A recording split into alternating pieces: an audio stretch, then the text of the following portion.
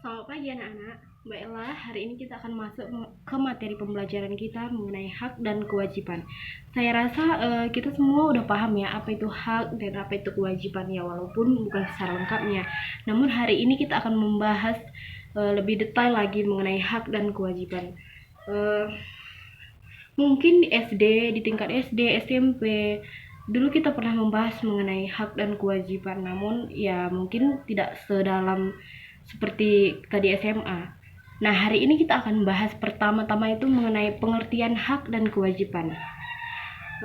Di sini ada yang tahu nggak apa itu pengertian hak dan kewajiban?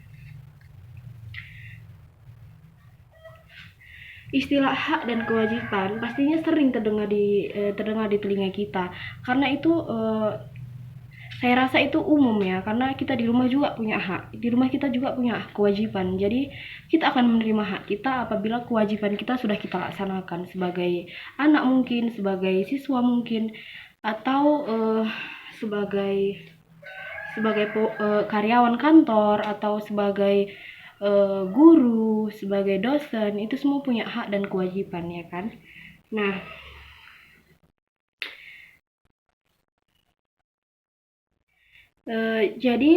pertama-tama kita harus tahu apa itu pengertian dari hak. Hak itu merupakan hak mutlak yang kita terima sejak kita lahir. Hak itu merupakan seperti contoh kecilnya itu seperti kepemilikan. Kepemilikan itu kan misalnya saya beli baju, itu hak saya kan, karena itu baju saya.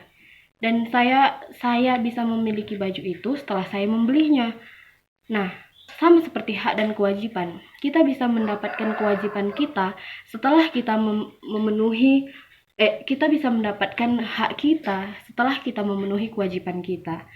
Nah, adapun sebaliknya pengertian dari kewajiban. Kewajiban itu istilahnya hal yang wajib kita lakukan untuk mendapatkan hak kita. Misalnya di rumah kita punya kewajiban mencuci piring, menyapu rumah, mencuci pakaian. Saya rasa itu hal mutlak di kehidupan kita ya, karena semua anak pada dasarnya memiliki kewajiban yang seperti yang Ibu sebutkan tadi. Nah, untuk mendapatkan hak kita harus memenuhi kewajiban-kewajiban tersebut. Mungkin misalnya di sekolah kita harus mengerjakan tugas agar kita bisa mendapatkan nilai. Nah, tugas tersebut adalah kewajiban kita, dan nilai yang akan diberikan oleh guru kita itu adalah hak kita. Selain itu, di sekolah kita juga harus tertib. Itu merupakan kewajiban kita. Kita harus sopan. Itu kewajiban kita. Supaya apa? Supaya kita mendapatkan nilai pribadi, mau itu nilai keperilakuan, nilai materi, itu semua kan hak kita. Tapi kalau kita tidak memenuhi kewajiban kita tidak bisa mendapatkan hak kita. Nah, baiklah, saya rasa di kehidupan sehari-hari kita udah paham ya, karena seiring berjalannya kehidupan kita juga pasti diiringi oleh hak dan kewajiban. Nah, oke. Baiklah, jadi mengenai hak dan kewajiban, saya rasa itu udah lengkap ya anak-anak. Udah termasuk bisa dicerna lah, itu hal dasarnya.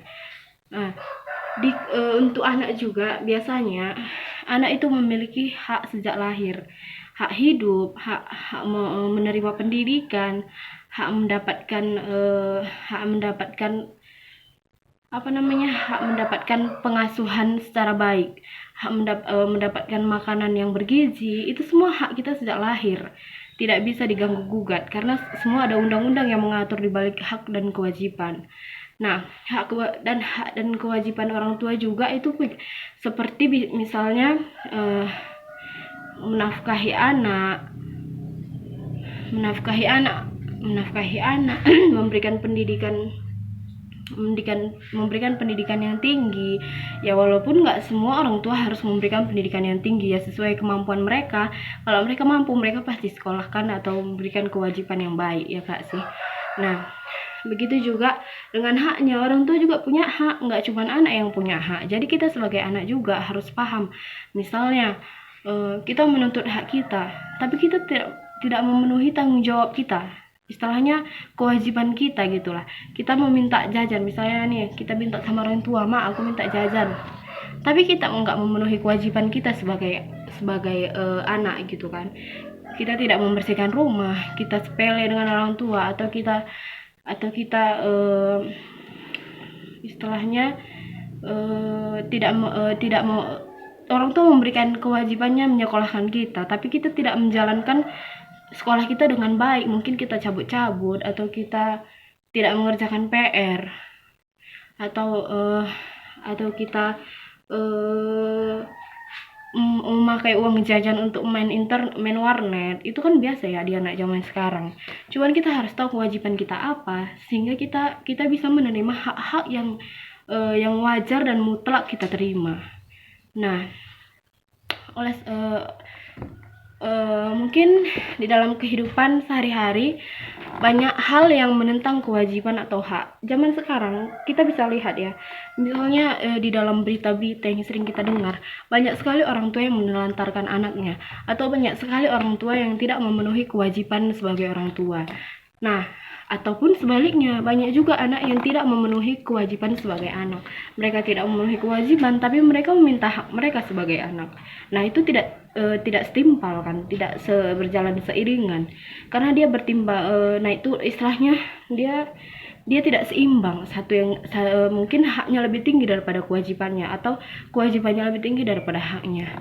Jadi hak dan kewajiban itu harus seimbang, karena hak dan kewajiban itu berjalan beriringan. Begitulah kira-kira lebih kurangnya. Saya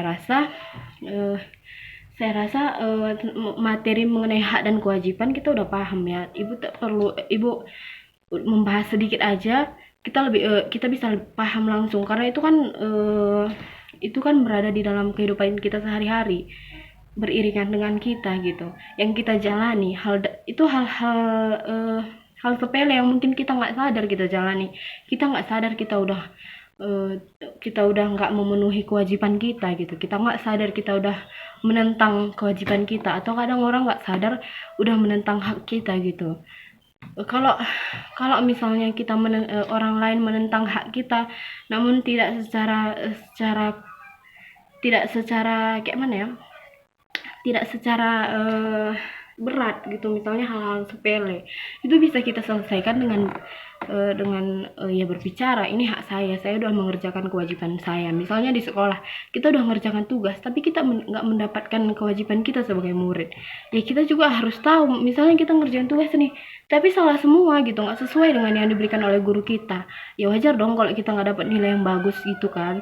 Cuman kan setidaknya kita dapat nilai, bukan yang kita mutlak dapat nilai 0 atau mutlak dapat nilai C. Nggak juga kan, istilahnya dipertimbangkan juga oleh guru-guru. Baiklah, mungkin pembelajaran kita cukup sekian. Kita akan masuk ke materi selanjutnya untuk minggu depan. Terima kasih.